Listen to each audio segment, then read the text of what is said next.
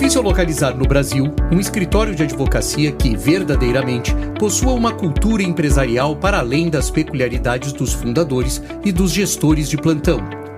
Mas para evitar injustiças, este podcast se reserva o direito de não declinar nomes. A importância do onboarding em escritórios de advocacia. Gesto de gestão. Olá, tudo bem com você? Não, nós não somos uma IA, sim, somos vozes humanas, tem até um certo pigarrinho, se você reparar. Eu sou o Ale Lupe, comigo tá aqui o André Porto Alegre, tudo bem, André? Olá, Lupe. Tá vendo? Voz do André mesmo, de verdade. A Daniele Serafino não é uma IA, é não a Dani mesmo. Sou eu mesmo. Né, olá, gente, olá, ouvintes. Mas você sabe, Lupe, que você levanta isso, agora vão achar que é IA. Que é IA. Porque um dia desses eu li um artigo de uma pessoa e tinha lá a fotinho dela, o nome, e de brincadeira, uma pessoa muito próxima a mim disse assim, é inteligência artificial. E eu, toda vez que eu leio agora, e não é, mas toda vez que eu leio... Você olha e fala... Assim, será que é inteligência artificial? Então eu não sei como é que a gente poderia provar que eu não sou a inteligência artificial. Mas eu não dizem que o caminho é combinar uma palavra de segurança, que toda vez que ela é falada... Então, mas a gente vai falar a palavra que a IA vai saber. Bom, gente, quem faz essas piadas, essas risadas, só nós mesmos. Escuta, vamos lá, André. Não, e quem varia esse assunto também, né?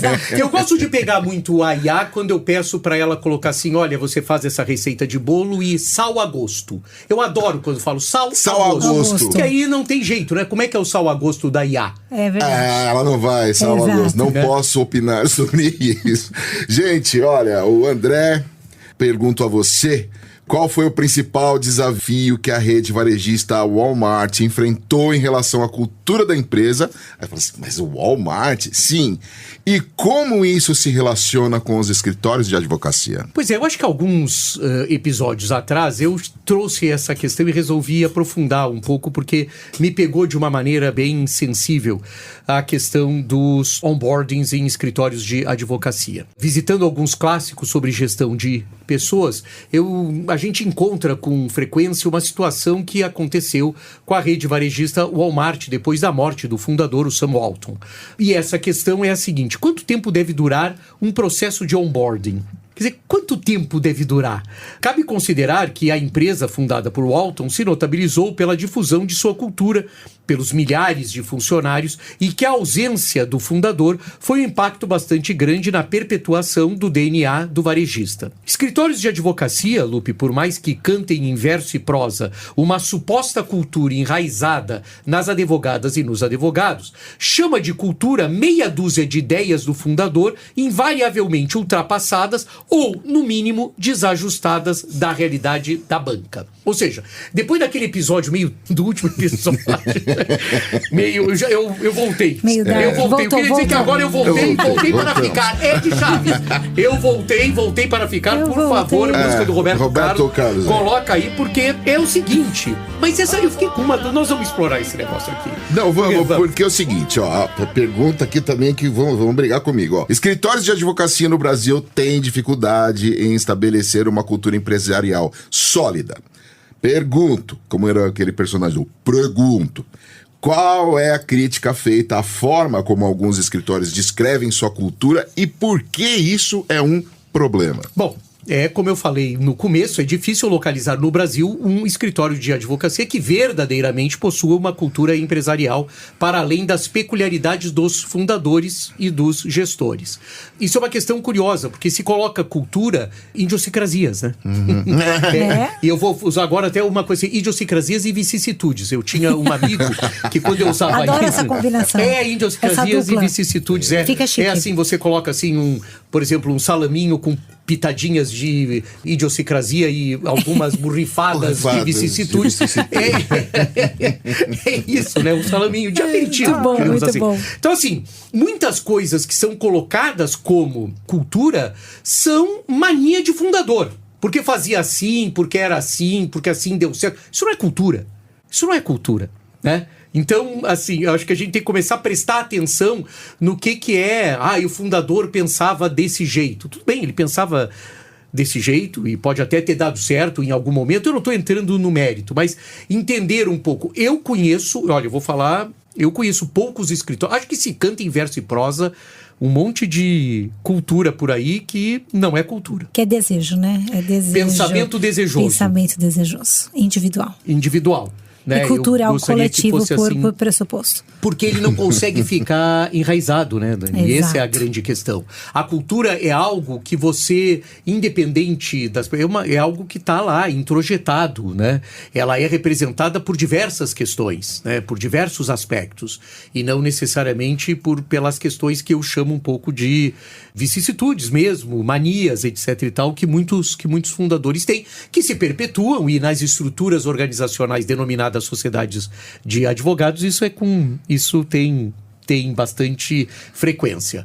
O onboarding, para quem utiliza essa ferramenta, é um momento fundamental para que os entrantes nas sociedades de advogados conheçam a história, os clientes, as lideranças, os propósitos, os resultados e até, eventualmente, as crenças colocadas em práticas, e não as propagadas.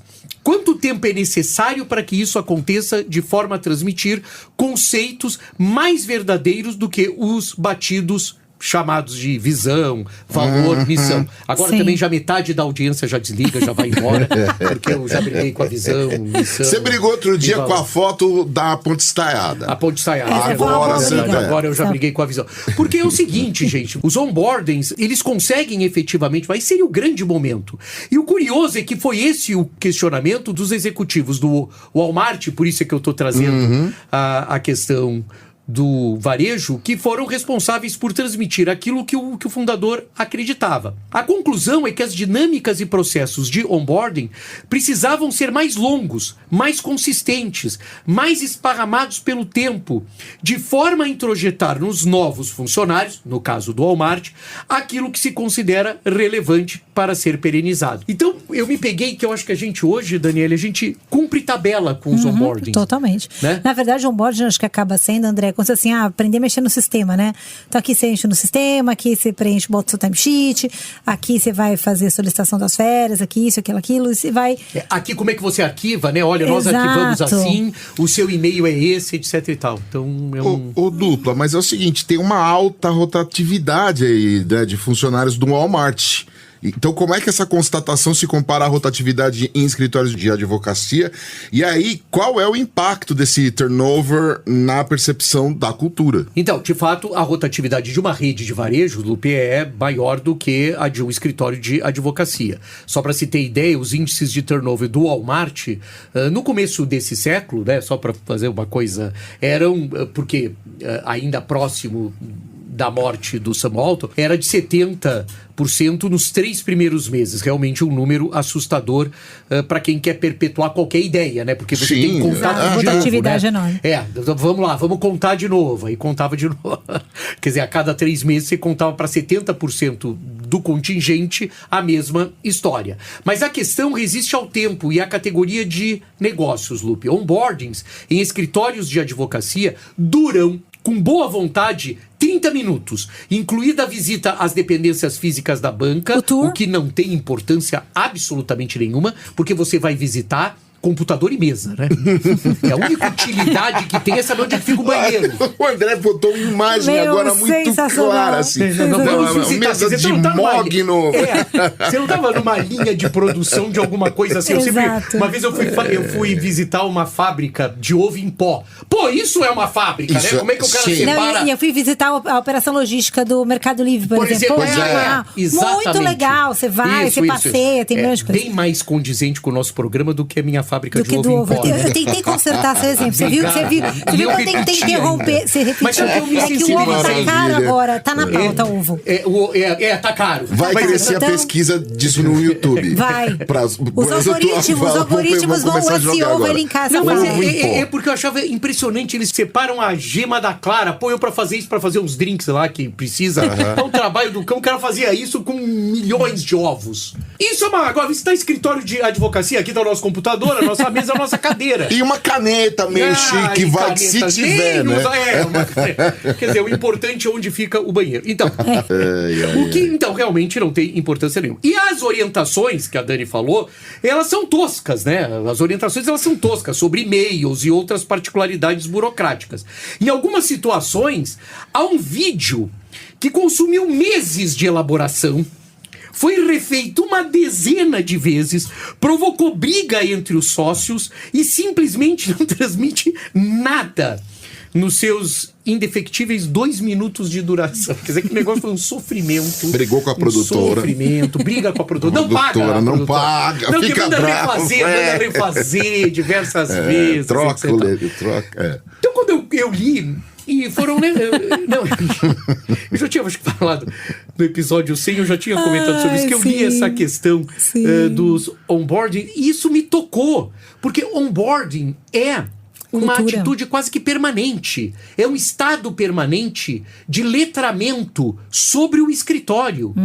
Né? Isso é cultura. É um estado permanente de letramento. Exato. O que eu quero que ele saiba que é efetivamente relevante e que transmite aspectos culturais. Eu sempre digo que contar como é que foi a conquista do maior cliente é uma experiência maravilhosa, muito mais útil do que qualquer outra coisa. Né? E do que... bom, enfim. Mas, gostei dos fracassos, né? O que não deu certo. O que não deu certo. Aqueles clientes que saíram. Por que saíram? Ou o nosso planejamento estratégico. Puxa, gente, pra esse ano a nossa missão é essa. Ou até ter um evento presencial, né, André? Assim, com uma outra atividade, para as pessoas conhecerem os sócios, gestores, né? Então, cada vez, sei lá, vai 2 sócios falar com esse grupo. Vocês falaram sobre o hackathon outro dia, aqui no escritório. Tanta coisa legal. Esse episódio, eu tenho recebido ligações... do hackathon? Ligações do hackathon dizendo que grande ideia, vou fazer isso no escritório. Que legal. Aí, tá vendo? Inspiração. Fazendo com assim. Bom, muito mas bom. também... Nem só de ovo em pó vive esse podcast. Vamos ver novas inspirações para Mas há também, Lupe, o famigerado kit de boas-vindas. Esse é maravilhoso. Ele tem uma mochila invariavelmente. André não vai deixar passar nada. A canetinha, o caderninho. A garrafa de água. E a estrela da vez, a garrafinha térmica. Essa é um sucesso tremendo. Térmica? Tá chique esse escritório. Eu coloquei térmica em escritórios Big Law. Big Law, entendi, desculpa. Elas são térmicas sempre mesmo que seja. Mas isso é para Big Law. Stanley. Stanley é para Big Law. As Stanley, né? Tem a história da Stanley. E tem as Stanley fake. Também não tem problema nenhum. As fake Stanley, né? Não é a sua maioria, mas vamos lá. Normalmente é a sua maioria. As que se propagam. Então é o seguinte, assim, e tudo isso, as pessoas perdem um tempo tremendo, etc. Eu acho lindo tudo isso. Eu não estou dizendo que não tem que fazer. Acho que a mochila tem uma utilidade. Do jeito que esses jovens bebem água, deve ter alguma utilidade. Nunca vi, então, né? São seres Geração praticamente saudável. aquáticos, né? Bebem água Deixa eu durante tomar o dia. minha água aqui, porque eu sou jovem. Bebe água, Dani, mas é a sua geração, Dani, é a sua geração. Bebe muita Eu não posso falar que eu tô com a minha garrafa, que não é Stanley, mas eu tô Mas com a é minha isso, garrafa. então assim, eu acho que é um pouco mais, né? Era o agora. E o que, assim, é essa luz de que precisa de tempo. Então a gente pode dizer que é uma descoberta embutida na experiência do Walmart. A descoberta dos executivos do Walmart, que eu estou trazendo para essa realidade, porque os escritórios, Lupe, fazem onboarding. Né? O que eu estou dizendo é que assim, não é uma questão... Quem não faz, deveria fazer. Quem está nos ouvindo, que não faz, é uma coisa importante. Deveria fazer. Que tem que ser um programa estruturado, igual ao superior, e eu vou falar aqui, há 3 meses. Eu estou falando, é que ele não precisa ser causticante. Você não vai fazer, não é uma coisa causticante. Mas é uma questão fragmentada que recorre de novo a elementos que são importantes para aquele escritório. Isso é um onboarding. E aí sim a gente tem cultura e não tem mania de sócio fundador. Porque senão a gente tem mania de sócio fundador. Com uma série de atividades coletivas, individuais, capaz de transmitir uma ideia, não sobre o escritório de advocacia, mas para as advogadas e os advogados inseridos nesse cenário, como parte de um ecossistema, com atribuições para além dos que orientam a contratação. Para além das que orientam a contratação. Ninguém pergunta pra um advogado que tá concorrendo pra uma vaga, Dani, se ele sabe vender. Aí no primeiro dia os caras dizem, aqui é importante é vender. Bom, então se é importante, por que não me falou por que não me falou? Devia ter me falado de que eu vim aqui fazer a entrevista. Exato. Né? Então, concordo totalmente. É isso que me pegou. Na jornada de difusão da relevância da gestão de pessoas em escritórios de advocacia, jornada absolutamente pessoal.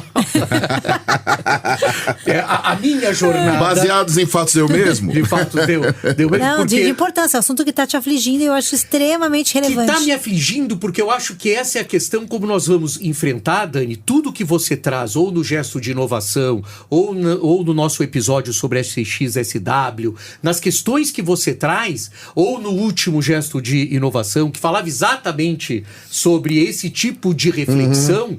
Então é o seguinte, essas pessoas, é nossa responsabilidade. Total. Da saúde de uma maneira... E a sucessão do nosso escritório, né? Então, ou seja, que experiência que a gente está dando para essas pessoas? A gente pega, joga na máquina de moer carne e deixa ela lá, né? E sendo triturada, ou seja, né? E como é que a gente depois quer que essa pessoa seja engajada, que ela participe, que ela corra atrás das metas, que ela entregue valor, que ela, né? Enfim. E o reconhecimento, Dani, de repente, assim, eu acho que vai ser pretensioso o que eu vou dizer, mas o reconhecimento de que nós nos encaminhamos para uma convivência. Exato, concordo. Com substituição de algumas tarefas, a gente tem visto isso, o Susskind falou, né? Com algumas questões, mas para um compartilhamento. Então, eu acho que essa é uma preocupação, e eu tenho essa, por isso que é a minha jornada, tá? Muito bom, segue nela que eu gosto muito dela. Da minha jornada. Mas para terminar, Lupe, são os agentes da resistência. Mas que com uma convicção, assim, eu tô aqui defendendo que a gente tem que começar a trabalhar essas questões com mais atenção. Que a cultura é importante, sim, desde que ela seja efetivamente cultura. E desde que a gente consiga trabalhar nesse sentido. E até, eu acho que ela está conectada com muitas... Me veio aqui um insight aqui. Muito também, se a gente espera, né, para quem está aí no híbrido ou no presencial, que essas pessoas tenham vontade de ir, tenham vontade de estar junto com as outras pessoas, trabalhar a cultura é fundamental para tudo isso, né? Porque senão... não faz sentido, né? Não faz sentido a gente estar no presencial, a gente estar ali na convivência, ou seja, o que essa convivência nos traz, o que ela inspira, quais são as nossas regras de convivência, né? O que pra gente é importante, tudo isso é sobre construir cultura. Não, e até mesmo, né, eu tinha colocado aqui no texto as ideias mequetrefes, né, que às vezes são mequetrefes é uma palavra super moderna, por isso é que vocês ouvintes nunca ouviram. É porque ela é moderna, ela é futurista. Ela tá no raio. Ela tá no raio. Nossa. Né? Eu fico com uma sensação de que a gente vai cumprindo essa tabela do onboarding sem dar muita atenção para o que está sendo feito, sem colocar as coisas exatamente como elas são, quando a gente podia aproveitar esse momento e alongar esse período e dizer exatamente o que a gente quer e até contar as coisas que a gente está, né, com muita clareza, muita transparência. Isso é algo que tem aparecido muito também. Eu acho que tem 2 temas que a gente vai tratar.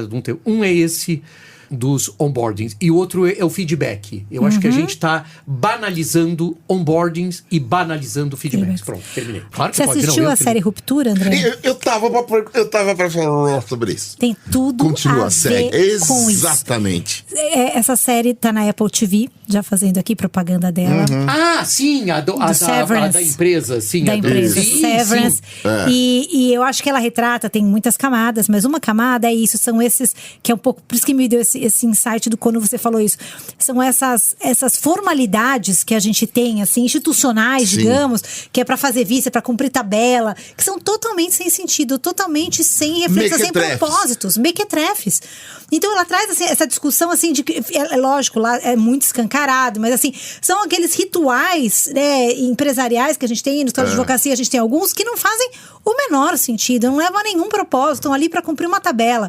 Então eu acho que vale muito essa reflexão que o André trouxe sobre um espaço institucional relevante que deveria ser gerido melhor, né, como um gesto de gestão melhor em cima dele, porque ele tem potencial para trabalhar cultura, para trabalhar os nossos valores, nossos princípios de uma maneira muito mais efetiva do que hoje é feito. Concordo totalmente.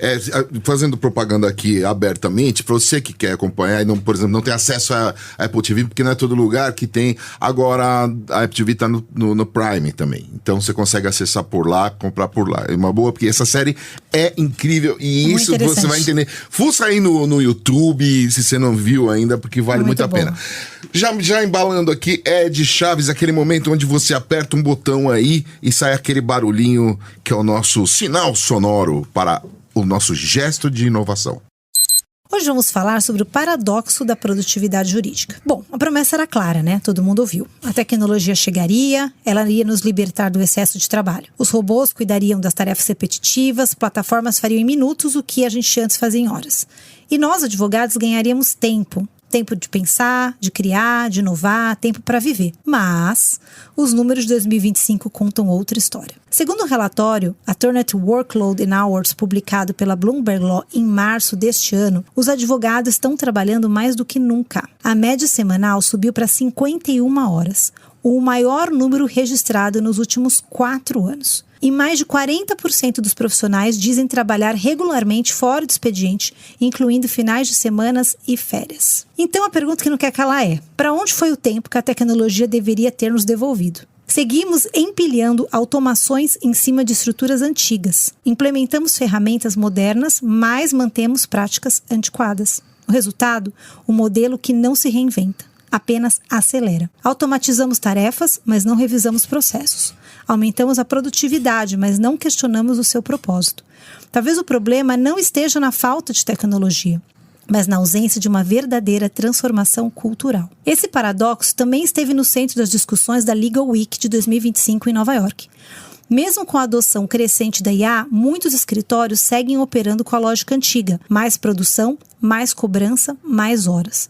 A conclusão desse painel da Legal Week foi clara: há investimento, há ferramentas, há discurso, mas falta uma estratégia real de mudança. Em outras palavras, estamos trocando maquinário, mas mantendo o mesmo ritmo exaustivo da linha de produção. Estamos tentando inovar, mas com a cabeça ainda presa no relógio. Estamos tentando ser eficientes, mas sacrificando saúde, criatividade e propósito. A promessa de tempo virou sobrecarga digital. A inovação virou a aceleração do cansaço. Mas talvez o ponto central seja outro. E se a IA está assumindo parte do trabalho jurídico técnico, o que sobra para o advogado? Eu entendo que o futuro da advocacia está naquilo que a máquina não entrega. É aquilo que a gente fala sempre: julgamento, empatia, estratégia, escuta ativa, criatividade. Elas dividem esse novo papel do advogado em 4 grandes frentes: conselho, advocacia, soluções e estratégia. E todas elas, o diferencial é sempre o humano. Com esse raciocínio, muda a pergunta original. Não se trata apenas de saber por que estamos trabalhando tanto e cada vez mais. A verdadeira reflexão é: em que estamos investindo o nosso tempo? E aí eu te pergunto: estamos realmente inovando ou só apertando parafusos mais rápido na mesma máquina já muito desgastada? Sabe o que o professor Raimundo diria pra Daniele? Eu queria ter uma filha assim. Seu Sidney, ouve aí esse episódio. Pois bem, com este gesto de inovação, a gente fecha o gesto de gestão número 104, agradecendo a Daniele Serafino, ao André Porto Alegre, né, e a você que está sempre na escuta aqui, acompanhando, fazendo essa nossa comunidade. A gente está criando uma comunidade, a audiência não é uma comunidade aqui do gesto de gestão. Obrigado ao Vitor Presoto na mesa de som e ao Ed Chaves fazendo as traquinagens, nada mequetrefes, né, na edição aqui do Gesto de Gestão, e a Compasso Colab, que edita, monta e distribui o nosso podcast. Nos vemos daqui a 15 dias. Até lá, então. Gesto de Gestão.